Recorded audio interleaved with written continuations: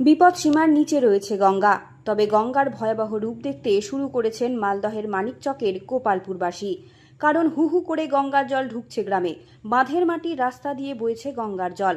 বন্যার আশঙ্কায় দিন কাটাচ্ছেন গোপালপুরবাসী। দেখুন জলছবি।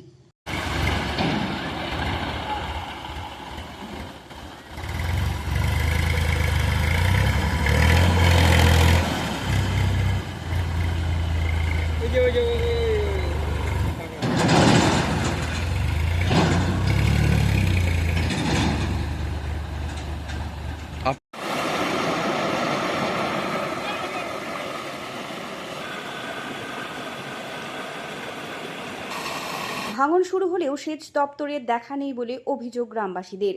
অভিযোগ, প্রশাসন ভাঙন রোধে তৎপর নেই। যদিও বালির বস্তা দিয়ে ভাঙন ঠেকানোর চেষ্টা চালানো হচ্ছে দাবি প্রশাসনের, তবে সেই বালির ওপর দিয়ে জল গ্রামের মধ্যে হু হু করে ঢুকছে।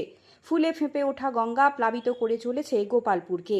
এই আশঙ্কায় রাতে আলো জ্বালিয়ে নদী পাহারা দিচ্ছেন এলাকাবাসী। কালকে থেকে জল ঢুকতে লেগেছে। এখন বস্তার কাজ আজকে চালু করলো, যেহেতু 2-3 দিন আগে থেকে করা দরকার ছিল, কিন্তু এখন করতে চলে যাবে আমাদের এই ঢুকতে ঢুকতে আমাদের গোপালপুর গ্রাম। আচ্ছা, এই গ্রামে এখন ধরে নাও সবার বাড়ি ঘর ডুবে যাবে। এখন সবার ছোট ছোট ছেলে মেয়ে, বাবা মা আছে, বয়স্ক বাবা মা, সবাইকে নিয়ে এখন কোথায় যাবে? প্রায় 600টি পরিবার প্লাবিত হতে পারে এমনই আশঙ্কা করছেন স্থানীয়রা। মালদার মানিকচক ব্লকের গোপালপুর অঞ্চলের উত্তর ও দক্ষিণ এলাকা প্রভাবিত হতে পারে।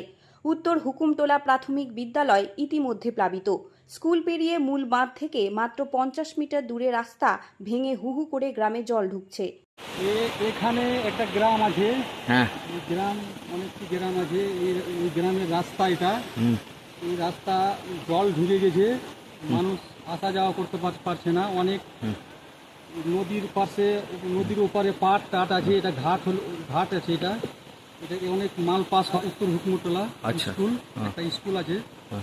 এখানে অনেক লোকজন সব বাঁধের ধারে বাড়ি আছে। ওই জন্য বাচ্চা কাচ্চা আছে, সব জলে বাড়ির থেকে যেন জলটা বাড়ির পাশে না যায়, এটাই আমরা